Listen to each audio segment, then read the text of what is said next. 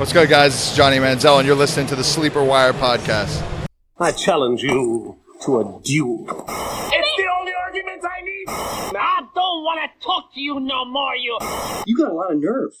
Soon you will know what it is like to be defeated. Stop defending him, Sean. All right, let's go.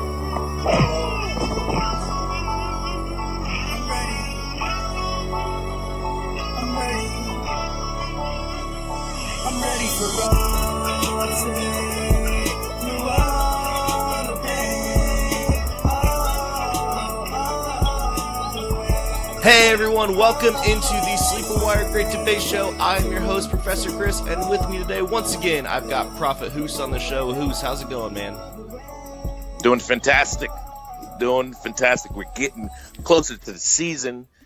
Man, preseason's like a week away. It's exciting time. We're getting like real news. Players are already getting injured, unfortunately. Yeah. But training camp starting up. Yeah. We're doing a debate. You know, some first rounders for you. Sorry, guys. We have been absent for a little while from the Great Debate. We were in Dallas for SportsCon, and then schedules just haven't lined up for the last week or so. But we are back, and as Hoos just said, we do have first rounders today, and we're doing David Johnson versus Melvin Gordon. And I want to give you guys just a quick disclaimer that we decided on these two players before the holdout news. So this is correct. Just keep that in mind, and if Melvin Gordon doesn't hold out, then this is going to be helpful. Right. Yeah. 100%. And I may have something in my argument that even if he does hold out, you might be okay. You know, maybe it won't be a first rounder anymore. But I think you could be okay. I think you'd be okay. Well, you know what? Since you have these good thoughts about Melvin Gordon, I'm going to let you kick it off. But for those of you guys listening to the show for the first time, what we are doing here is having a debate-style argument between these two players. So we're going to have 2 minutes to argue for our player. We're going to get 90 seconds for a rebuttal, and then finish it up with untimed final thoughts on our player. And Hoos, you're excited to talk about Melvin. Why don't you take it away? All right, so I won the coin toss. Are you kicking it to me first? That was a mistake. Because if anybody's seen 8 Mile, I'm going to talk about myself first. I'm going to diss my own self. I am white. I am an effing punk. I do live in a trailer with my mom. Oh, no, sorry, that's the verses from 8 Mile. No, but seriously, right? So, Melvin Gordon, the boogeyman, Lev Bell, he's scaring us right now, right? He's giving these young backs a blueprint, right, to force their way into a new contract. However, it's not exactly the same situation.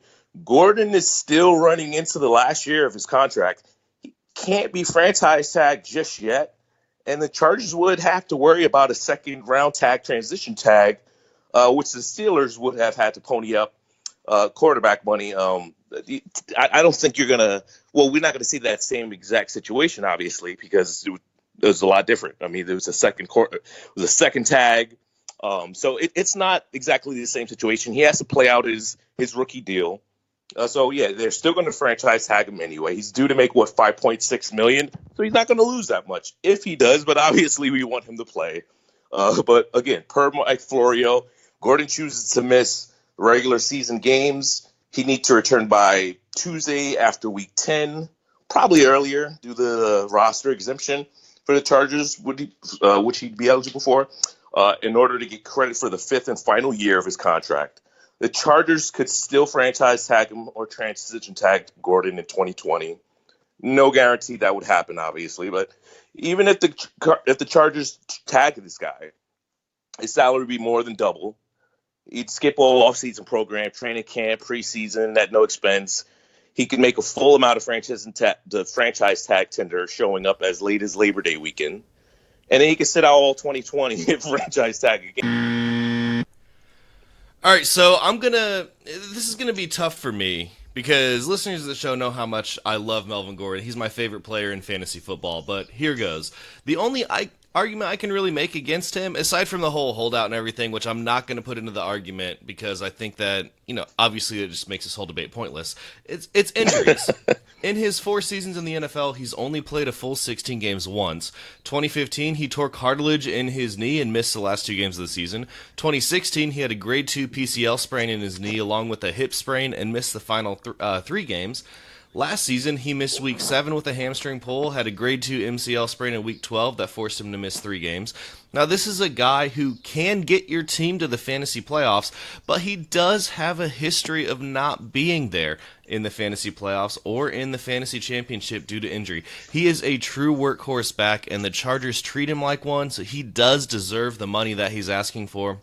I absolutely love Melvin Gordon, but you can't ignore the fact that he usually misses time. These aren't the fluky Keenan Allen lacerated kidney injuries either. These are real knee issues, and it's something that you do have to take into consideration when picking Melvin Gordon in the first round.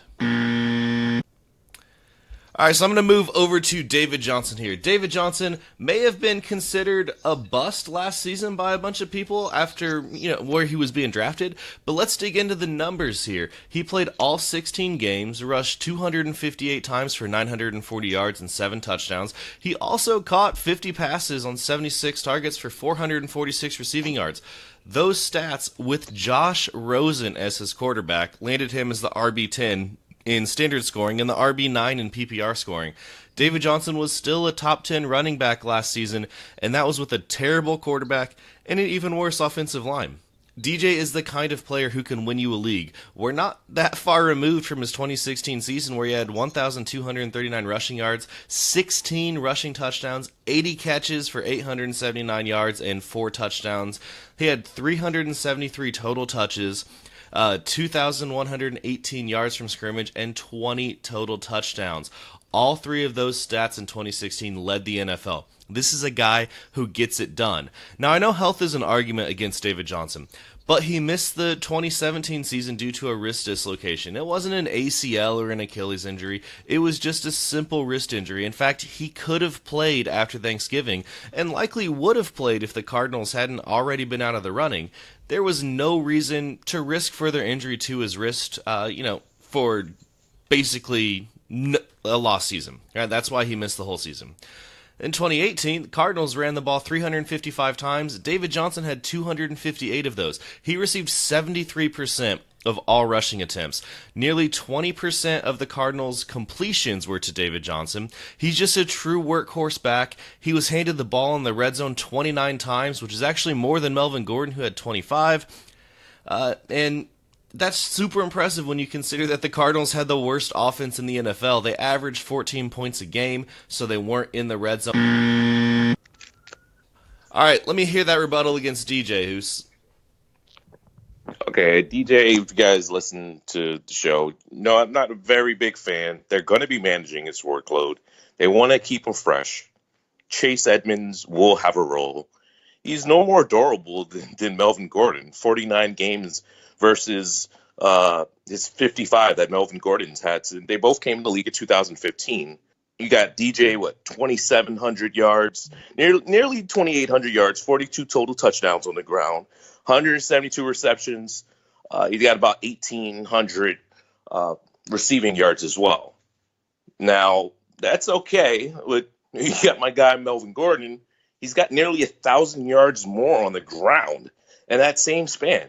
38 total touchdowns, 182 receptions. So he actually has more receptions as well, which is DJ. You look at him, he's the reception guy, right? He's going to catch all these passes.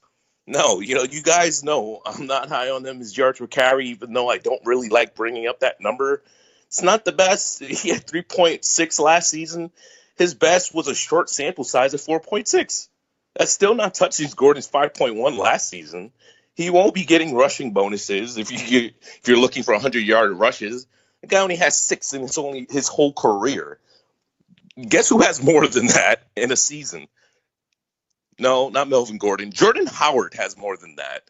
So I'm not even talking about Melvin Gordon. It's about Jordan Howard. All right, let's go ahead and take it back to Melvin Gordon. Hoos, I'm going to let you kick off your final thoughts here.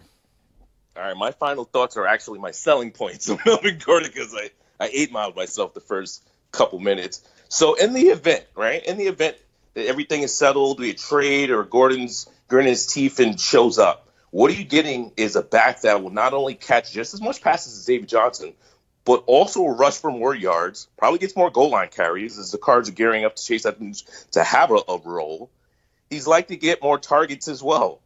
Edmonds is gonna take more targets as well from DJ.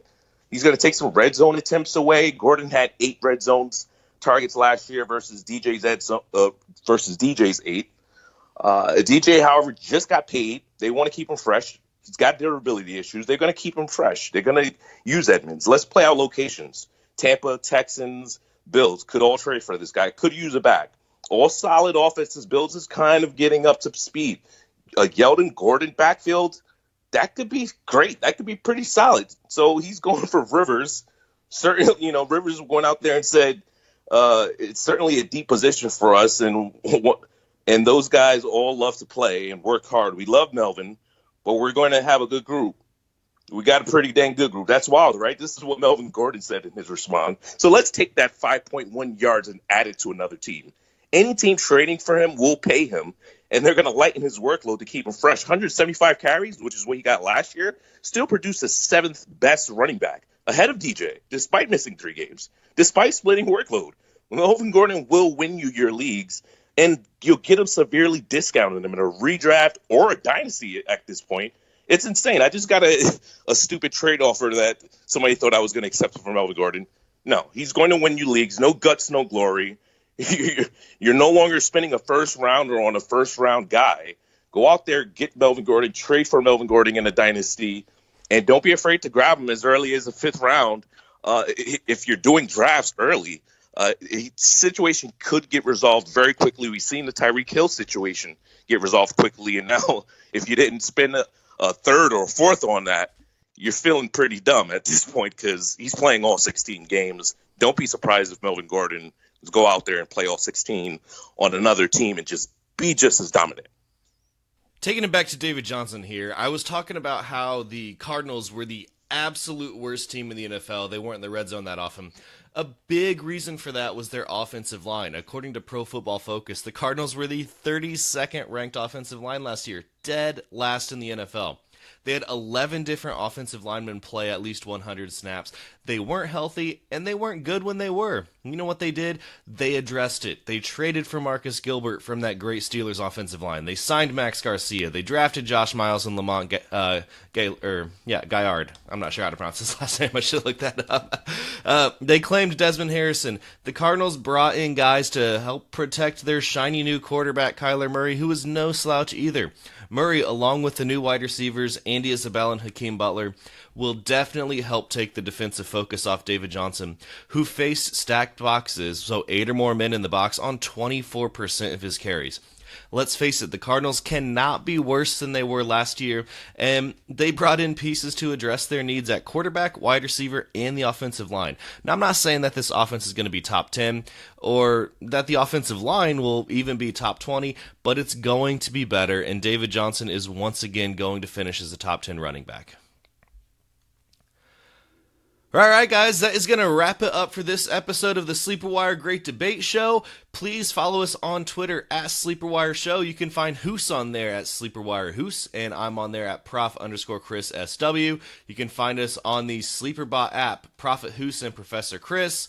And, send us questions at sleeperwire.com. There's a link to ask advice questions. We answer them within 24 hours. Good stuff out there. Thanks for listening, guys. We will catch you next time.